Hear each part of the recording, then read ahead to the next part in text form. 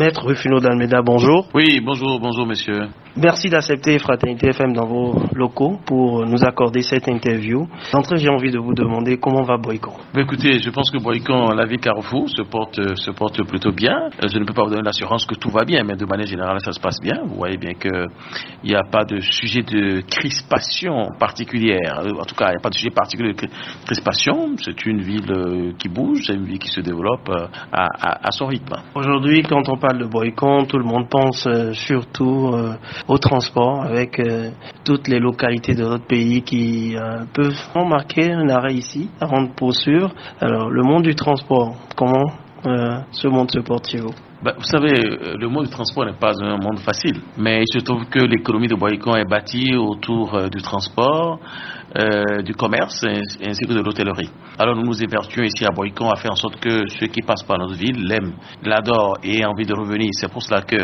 vous avez vu que Boycon a massivement investi dans l'infrastructure de transport. Nous avons déjà, je crois, la plus belle gare du Bénin. Nous sommes en passe d'avoir la deuxième plus belle encore du Bénin. Donc les deux plus belles gares du Bénin seront et à Boycon avant qu'une autre commune, je l'espère, vienne me battre, car les records sont faits pour être battus. Nous sommes en dialogue permanent avec le monde du transport. Je vous ai dit, ce n'est pas un monde simple. C'est un monde d'humeur changeante, mais c'est ça qui fait sa spécificité, c'est également ça qui fait sa beauté. Et à Boycon, nous sommes engagés résolument dans la réhabilitation de nos gares. Et c'est pour cela que vous avez vu, je vous ai déjà dit, nous sommes en train de terminer le pack à bus pour notamment ceux qui viennent de Palacou et de l'Interland. Ils auront désormais, en tout cas j'espère, dans les 3-4 mois, une nouvelle très belle gare. Et ceux qui roulent dans les taxis ont déjà une très belle gare, celle de Saclo que tout le monde voit en allant du nord vers Cotonou.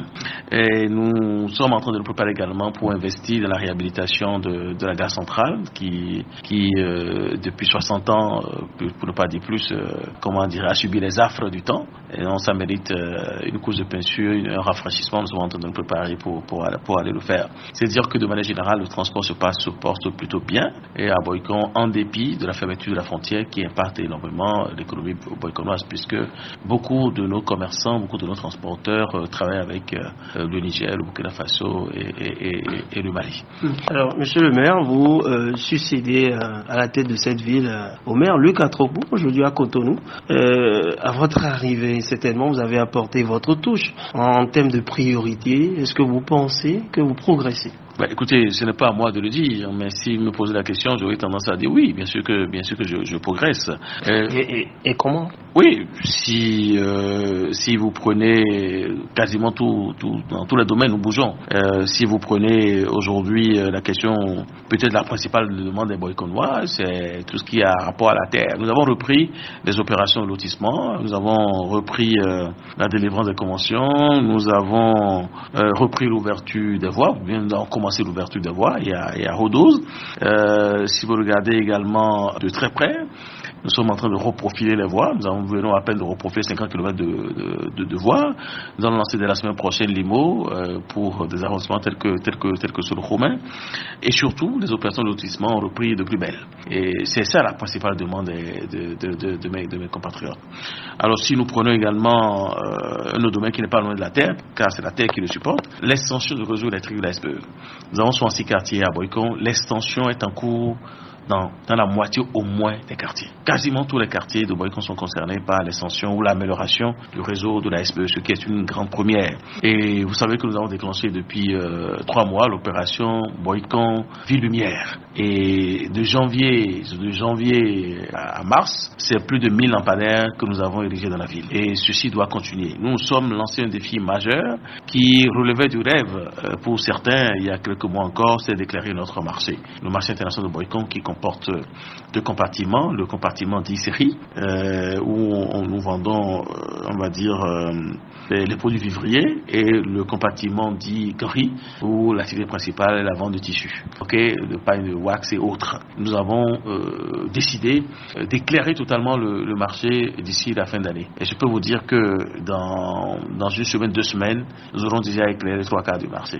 Vous voyez, le tiers qui reste sera un jeu d'enfant. Ça, c'est un défi majeur que nous avons voulu relever, et certains pensaient qu'on n'y arriverait pas. Nous sommes en train d'y arriver. Prenez également le monde de l'éducation. Ce n'est secret pour personne.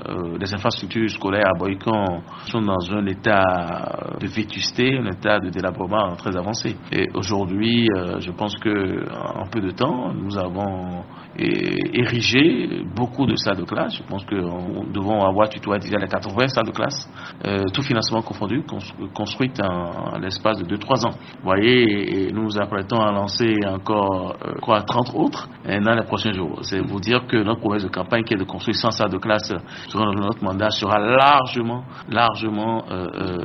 dépassée.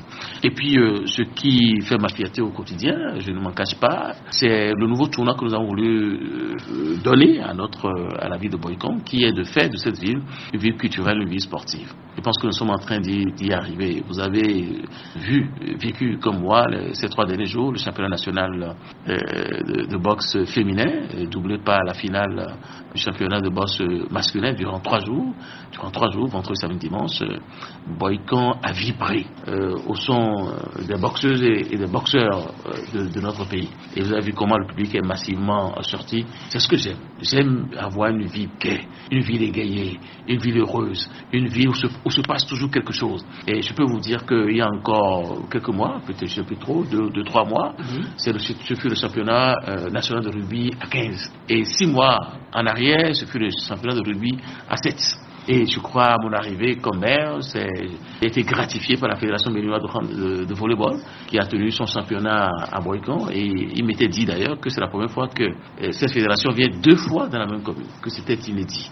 Et nous irons d'opération inédite à opération inédite. Vous voyez, c'est vous dire que de manière générale, je pense que oui, la ville de Bohican est en train de bouger. Pas encore assez à mon goût d'ailleurs. D'accord. Je vais aller plus vite. Alors, dans ce sens, en parlant du sport, Bohican a un club cher dans le sport, le football, il s'agit de l'Aston. Si on a entendu parler de ce club par le passé, grâce à ses performances, quelques faits ont quand même défrayé la chronique, notamment la situation dans laquelle se trouve ce club mythique dans la ville de Bohican aujourd'hui. Est-ce que ça va mieux à l'Aston? Non, vous savez, soyons honnêtes. Et vous êtes journaliste. Moi-même, je suis diplômé de 2 visuels, vous ne le savez peut-être pas. Et lorsque un article est télécommandé, on le sait tout de suite. Vous voyez, il y a un article qui a dénigré la gouvernance de notre club de football. On voit très bien que c'est un article téléguidé, on voit bien que ce journaliste a été payé pour écrire ce qu'il a écrit. Nous n'avons pas les preuves. Vous savez, je vous dis, ça se sent, ça se ressent. Vous savez, il y a plusieurs clubs qui sont en difficulté. D'accord? Ouais. Bohican ne devait, à ce moment-là, que 3 mois. Il n'y a pas d'autres clubs qui doivent plus que ça à leurs joueurs. À ce jour, nous avons épuré quasiment notre dette vis-à-vis de nos joueurs. Chacun sait très bien que c'est parce que le budget communal n'était pas encore opérationnel qu'on n'a pas pu libérer. Et c'était juste une question de procédure. Vous savez, en matière budgétaire, il faut suivre les procédures. D'accord? Chacun le sait très bien. Et si nous n'avons pas, si nous avons pris un club quasiment en état comateux, et que nous l'avons maintenu, nous l'avons ramené de trépas à vie, et que c'est un club qui est aujourd'hui, qui a été championne, je rappelle, de la Ligue Pro, et son entraîneur également, deuxième meilleur entraîneur de la Ligue Pro, alors même que ce club était quasiment au cimetière il y a un peu plus d'une année. Mais je pense que ceux qui ont dirigé ce club méritent quand même qu'on les félicite. Je suis de plus en plus à l'aise à le dire que ce n'est pas moi. C'est pas moi, je ne suis que président d'honneur. Donc, le président Dringbo, qui est le président qui est un élu d'ailleurs, l'élu communal, et tous ceux qui l'ont entouré, moi je tiens à leur dire félicitations. Aujourd'hui, vous avez vu que nous été les errements arbitrales, nous serons en train de jouer parmi parmi les 16 meilleurs. Mais qu'à cela le tienne. Qu'à cela le tienne, c'est aussi un peu de notre faute, parce que nous n'aurions pas dû tout miser sur le dernier jour. Nous aurions dû plier le championnat au milieu, en tout cas au début. C'est ce que je leur ai dit. C'est pour ça que je ne me lamente pas sur le sort des miens. Je leur ai dit, c'est bien fait fait pour vous. Sachez que vous devez donner le meilleur de vous-même au début du championnat et non attendre à jouer quasiment le dernier jour. Écoutez, là, il y a d'autres forces qui entrent en jeu. Et là, vous ne maîtrisez plus rien. Vous comprenez? Alors, à part le sport, un mot sur la culture dans votre ville. Nous savons, Boycon en a à revendre. Écoutez, Boycon a forcément à revendre. Je rappelle quand même que Boycon est quasiment la seule ville de notre pays à avoir donné naissance à 2 grands royaumes, le royaume d'Ahomey et le royaume de Savalou. Vous voyez, donc ça fait 2 aires culturelles différentes, donc, que les Béninois sont partis, dont les Béninois ont créé le royaume. Donc c'est dire que tout ce qui part de Boycon est toujours béni. Et c'est pas pour rien que la première lettre de Boycon commence par un B. Tout ce qui commence par un B est toujours béni. Vous voyez? Oui, comme le Bénin, pourquoi pas. Vous voyez? Et vous n'êtes pas sans savoir également que Boycon est devenue la toute première ville africaine à recevoir le sceau de l'UNESCO, qui est la plus haute instance des Nations Unies, qui s'occupe de la culture, qui a reconnu la créativité culturelle de Boycon en matière gastronomique avec notre Bomior. Et toutes les communes africaines ont toujours échoué, mais Boycon est entré par la grande porte. Nous sommes la toute première ville africaine, en tout cas d'Afrique noire, entrée dans ce club très fermé. Et la deuxième du Bénin, après notre aîné Porte-Novo, dont je salue le dynamisme des dirigeants. Et c'est à ce titre, parce que nous sommes ville créative UNESCO, que nous avons été la seule nation béninoise présente à Abu Dhabi il y a 3 mois. Lorsque l'UNESCO, donc que je vous ai dit, la grande instance des Nations Unies, qui s'occupe de la culture, a tenu ses assises qui se tiennent tous les 15 ans sur l'éducation culturelle et artistique. Vous voyez, c'est le creuset dans lequel tous les gouvernements doivent se mouvoir pour développer la culture et les arts dans leur pays. Nous étions la seule commune béninoise parmi entre 1000 et 1500 délégués venus de partout, de par le monde. Vous voyez, et dans quelques jours, on va dire, je crois que c'est au mois de mai, nous avons été invités par une grande ville chinoise qui tout ferait payer. Nous a envoyé la promesse de prendre en charge une délégation de 4 personnes. Un politicien, d'accord, et un restaurateur, son assistant de point focal, ville créative UNESCO. Et durant ce séjour, qui va durer environ 1 semaine, notre délégation, la délégation de Boycon, va préparer du Bomior pour plus de 1000 personnes. Oui, pour ceux qui ne connaissent pas le Bomior. Le Bomior, c'est une pâte, vous connaissez le amior. Le Bomior est l'ancêtre du amior, d'accord? Mais ce n'est pas... communément appelé pâte rouge. Oui, mais le Bomior qui en réalité n'est pas Bomior, c'est Bomior. Ça veut dire, c'est le repas qu'on partage après les réunions de famille. C'est le repas qu'on partage après les grandes cérémonies en lieu de libation. Et c'est un repas qui est matérialisé pour bien montrer l'unité. Le poulet n'est pas découpé. Voilà, le poulet est bien rôti, bien assaisonné, d'accord, mais on vous le livre en entier. C'est pour bien montrer l'unité. Et c'est ensemble que vous découpez votre poulet avec votre pâte de maïs. C'est l'équivalent de amior, mais sans la tomate. Le Bomior ne s'embarrasse pas de beaucoup de condiments. Vous voyez, c'est dans la simplicité, dans le biologique, que Bomior se dit, se conjugue. Donc ceci sera vendu très prochainement par Boycon en Chine. Mais Boycon vend déjà son Bomior. Vous venez, depuis que nous sommes ville créative UNESCO, n'importe quel ami qui vient à Boycon a envie de demander le Bomior. Je suis même dépassé par ce succès-là. Et je peux vous dire qu'il y a quelques années, c'est notre grand restaurateur, Monsieur Paquita, de son vrai nom Thomas Edinou, avec son épouse, qui sont partis défendre les couleurs de Boycon en Italie, dans une ville italienne où ils ont préparé du Bomior pour plus de 500 personnes. Et je vous ai dit, bientôt nous allons envoyer le cuisinier de l'hôtel des Princes avec 3 autres personnes qui iront également préparer le Bomior pour plus de 1000 personnes. Ça fait connaître le Bénin, ça fait connaître le Bomior, ça fait connaître simplement Boycon. Alors Boycon tisse quel lien avec les autres villes qui l'entourent ou même les villes du Nord?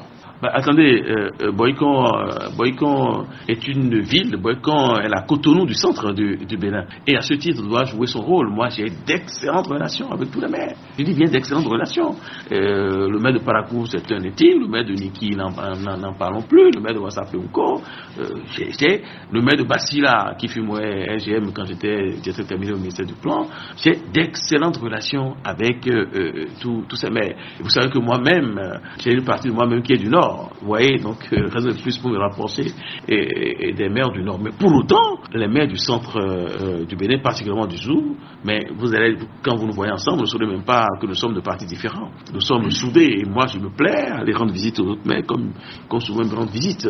Maintenant, que dire alors des maires du sud du Bénin que je vois tout le temps je ne veux pas faire de jaloux, mais le maire de Porte-Nouveau que je suis, parce que Porte-Nouveau est une ville qui m'inspire beaucoup, je ne m'en cache pas, parce que c'est mon aîné comme ville créative UNESCO. Donc je suis de près ce que fait Porte-Nouveau pour, et à mon tour m'inspirer. Je suis également de près ce que fait ma ville, au Ouida. Je suis de près ce que fait Grand Popo également. Vous voyez, je n'ai pas la science infuse. Nous, à Boycon, on n'a pas la grosse tête. Nous allons toujours voir ce que les autres ont fait. Et nous essayons de les imiter. En les imitant, nous ajoutons un peu notre petit touche. Et souvent, ça fait la différence. Alors, un mot sur la décentralisation, c'est qu'il y a eu des réformes dans ce sens et dans ce registre. Qu'est-ce qui a changé à Boycon? Vous sentez les impacts? Ce qui a changé à Boycon, c'est ce qui a changé partout. Je veux dire, les maires ont perdu un nombre de leur pouvoir au profit d'un secrétaire exécutif. En l'occurrence, à Boycon, nous avons une secrétaire exécutive. Voilà. Et puis, on essaie de gérer cela autant qu'on peut. Alors, la collaboration se passe bien. Est-ce qu'il y a une célérité dans la gestion des dossiers? Vous savez, célérité, vous connaissez un vendeur de Atako TV pour qui dit que son atta est froid. J'aurais tendance à dire que quand j'étais aux affaires, j'avais la plénitude de mes pouvoirs, j'allais plus vite. C'est ce que je dirais. Mais d'autres diront peut-être le contraire. Donc, n'allons pas sur ce terrain-là. Maintenant, quel lien j'entretiens avec ma secrétaire exécutive? J'entretiens des liens fonctionnels avec elle, j'entretiens des liens de fraternité avec elle. Nous faisons tout pour que nos relations soient excellentes ici, mais je pense que notre relation est dénuée de toute agressivité, de toute fanfaronnade. Nous essayons d'œuvrer dans la cordialité, de mener de concert la tâche, la mission qui est chacun dans notre couloir la nôtre. Je ne vous dis pas que tout est parfait à Boycon, non, mais le travail qui nous est demandé, ou du moins le comportement que chacun a à avoir, prend source dans l'éducation qu'il a reçue. Vous voyez, tout est une question d'éducation. Je pense que Maestro est bien éduqué, je suis aussi bien éduqué, donc on arrive à s'entendre, même si nos intérêts ne sont pas forcément les mêmes. L'actualité au plan national, c'est aussi ce qui fait l'actualité dans toutes les villes. La sécurité routière, c'est un sujet cher aujourd'hui pour la police républicaine et les autorités également. Dans votre ville, comment les populations réagissent à cette phase de répression, même si la deuxième phase est annoncée? Oui, vous savez, la sécurité routière, les populations à Boycon comme ailleurs, ne voient toujours pas d'un bon œil cela, mais il revient à nos autres politiques de leur dire simplement que la sécurité routière, elle n'est chère, elle est irritante, elle n'est agaçante que quand on n'est pas victime. Mais quand on est victime, on se dit, oh purée, avec 7 000 francs, 8 000 francs, 10 000 francs, 15 000 francs, j'aurais pu sauver une vie. Est-ce qu'une vie peut valoir 15 000 francs? Vous savez, moi je vais vous raconter une histoire qui m'a touché personnellement. D'accord? J'ai ma maison à Zakpo, un des grands quartiers de Boycon, hérité de mon père. Et j'avais décidé, il y a cela 1 année et demie, à peu près, de rejoindre cette maison. Parce que je suis né dans ce quartier, je suis né dans cette maison a une valeur sentimentale pour moi. J'avais fait embaucher dans cette maison un gardien qui travaillait, il travaillait comme un orfèvre. La maison était propre, il rangeait. Chaque fois que je venais, parce que c'est mon siège de campagne, chaque fois que je venais dans cette maison, il range si bien cette maison que vraiment, j'avais vraiment envie de venir vivre. Je lui avais annoncé 2 mois avant que je viendrais à partir du 1er janvier et rester dans cette maison. Et pour en faire un lieu de vie, pour m'entretenir avec ceux qui m'ont vu naître, mes amis de quartier, ressourcés, tout cela. Mais 1 mois avant que je n'y aille, il est décédé. Il est décédé comment? Un ami est venu le voir avec une moto. Bon, il a demandé à l'ami, tiens, tu as acheté une moto, mais laisse-moi conduire un tout petit peu. Mais il a pris la moto, il est parti à la nouvelle gare de Saclo, d'accord? Oui. Il est tombé tout seul. Il s'est fracassé la tête. 3 jours après, il est décédé. Imaginez qu'il avait le casque. Imaginez qu'il avait le casque. Il serait encore en vie aujourd'hui. Il est parti, il a laissé une épouse, il a laissé des enfants, il a laissé le mère orphelin. Et depuis, je n'ai pas regagné la maison. Dans ces conditions-là, vous me voyez, moi, demander à quelqu'un de ne pas porter le casque. Tout ce que je peux demander à ceux qui sont un peu fortunés, c'est d'aider, dans la mesure du possible, ceux qui n'ont pas les moyens de se procurer des casques. de le faire, soit en leur offrant les casques, soit en les aidant un peu à l'acquisition de casques. Moi, personnellement, j'ai fait le choix de prélever un peu de mes ressources pour acheter des casques que je distribue à des amis. Vous voyez, des amis, soit des amis de parti, soit des amis des voisins de quartier, voilà. Je le fais en fonction de mes moyens. J'aurais voulu faire 1000 fois plus, mais malheureusement, mes moyens sont limités. J'entends continuer. Toutes les fois où j'aurai les ressources, je vais acheter quelques casques que je vais distribuer à mes concitoyennes et mes concitoyens de Boycon. Monsieur le maire, nous avons fait le tour de quelques sujets de l'actualité avec vous. J'ai envie de vous demander de nous dire un mot sur ce que les élus locaux vous apportent dans votre gestion. Les élus locaux sont les représentants du maire et dans leur quartier respectif. Ils sont dirigés par un chef quartier. Et vous savez que la nouvelle loi sur le code électoral va amener à un bouleversement dans les prochaines semaines. D'accord? Ok. Et donc, probablement que beaucoup de sécu ou de CV, ce quartier, ces villages vont changer. Une durée exceptionnelle à ce poste-là. D'accord? Et c'est les premiers qui sont en contact avec les populations. Donc, c'est des acteurs politiques très importants et qui ont vocation à coproduire la sécurité avec le maire, les chefs d'arrondissement, mais également avec les policiers. Car s'ils ne remontent pas les informations, nous, on ne les aura jamais. Donc, c'est les premiers yeux, les premières oreilles du maire et de manière générale des autorités qui ont à charge l'ordre et la sécurité publique. En plus, ces élus locaux, notamment le chef village, le chef quartier, participent à la production administrative. Il y a plusieurs documents qui prennent source grâce à leur participation. Je pense notamment aux documents domaniaux. Par exemple, avant de faire l'ADC, vous savez très bien que ça passe par des sessions villageoises, vous voyez, qui doivent opiner. Donc ça quitte la base jusqu'en haut. Donc c'est les élus qui jouent un grand rôle dans la société. C'est les élus sur lesquels le maire et les chefs d'arrondissement doivent s'adosser pour mieux gérer la cité à la base. Alors ce changement, j'en venais, est-ce que vous pensez que ça va bouleverser vos plans dans le développement? Écoutez, je ne vais rien vous cacher, ce changement est très bon pour nous, puisque nous avons gagné des élections ici à Boycon en 2020, mais c'est les anciens sécu qui continuent de gérer les quartiers. Donc, ça va pas un impact? Bien sûr, puisque beaucoup de chefs quartiers, de chefs villages porteront les couleurs du Bloc républicain, donc ma couleur politique. Et je me sentirai plus fort à la base, forcément. Pour mieux affronter 2026? Pas spécialement, mais quoi qu'il arrive, ceux qui pensent que ils ont déjà la clé de Boycon se trompent. Et il va falloir lutter pour avoir la clé de Boycon. Et où que je sois, et quelles que soient mes ambitions, je serai à côté de mes camarades politiques pour mener la bataille avec eux. Et politiquement, le Bloc républicain, votre parti, se porte bien? Le Bloc républicain est un nouveau parti, émanation de 100 partis politiques. Et donc, nous titubons un peu, nous errons un peu, mais nous gardons le cap. Vous avez vu les performances que nous avons eu à faire chez vous à Parakou, ici à Boycon, et dans les grandes villes de notre pays, tels que Bassila, Djougou, Nati, Label, Mananville, vous voyez, Atiémé, Komé, Semepoudi, Adjourou, etc., Alada, etc., etc. C'est un parti qui fait son petit bonhomme de chemin et j'ai très bon espoir que dans moins de 2 ans, au cours des élections, à la sortie des élections de 2020-26, le Bloc républicain sera le premier parti du Bénin. Bonne chance à vous, puisque ça va être corsé, ou c'est déjà corsé, vous le savez. Vous pensez... Au code électoral. Vous travaillez pour un organe dont l'influence est au nord de ce pays, dans le septentrion. Et vous savez que rien ne fait peur aux cavaliers, mais bien aguerris. Donc le parti du cheval blanc cabré dans un béné vert. Vous avez tout compris. Monsieur le maire, quelque chose à ajouter à cet entretien? Écoutez, je voudrais vous remercier et en profiter pour saluer mes amis et surtout mes parents du nord du Bénin. Je les salue, je les embrasse tous. Que Dieu les garde. Merci. Merci. Merci. Merci. Merci. Merci.